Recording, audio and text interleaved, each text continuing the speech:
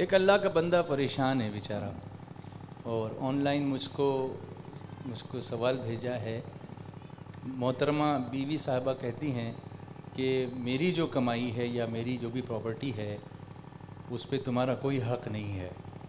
ये कहते हैं तुम मेरी बीवी हो, तो जब मेरा हक़ तुम पर है तो तुम्हारे माल पे क्यों नहीं है?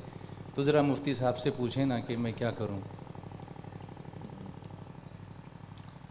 ये सही है कि शौहर का बहुत कुछ हक बीवी पर है, मगर ये नहीं भूलना चाहिए कि औरत का भी बहुत कुछ हक शौहर पर है।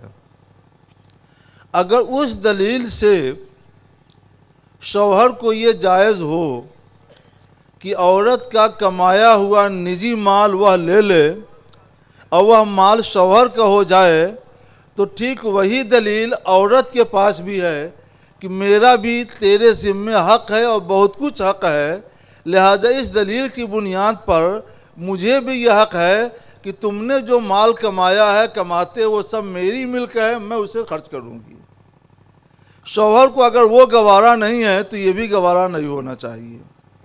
मिल्कियत का, माल का मसला अलग है और एक दूसरे से फ़ायदा उठाने का मसला अलग है।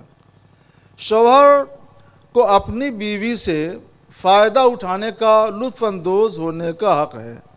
ये मतलब नहीं है कि बीवी का जो निजी माल है या बीवी ने मेहनत करके या मुलाजमत करके जो माल कमाया वो उसकी मिल्क है, ऐसा नहीं है।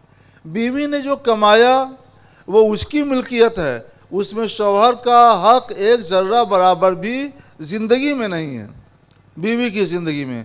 और शौहर ने जो कमाया वो सब उसकी मिल्कियत है, मगर शौहर की ज़िंदगी में भी उसमें औरत का हक़ है, क्योंकि शौहर पर फ़र्ज़ है कि अपनी बीवी को नान नफ़क़ा दे, उसके लिए कपड़ा दे, उसकी ज़रूरियात का इंतज़ाम करे।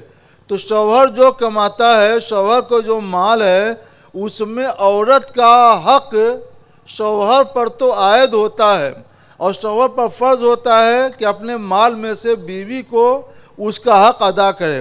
मगर बीवी जो कमाती है उसके कमाए हुए माल में बीवी की ज़िंदगी में शौहर का एक ज़र्रा और एक नया पैसा भी कोई हक़ नहीं होता है।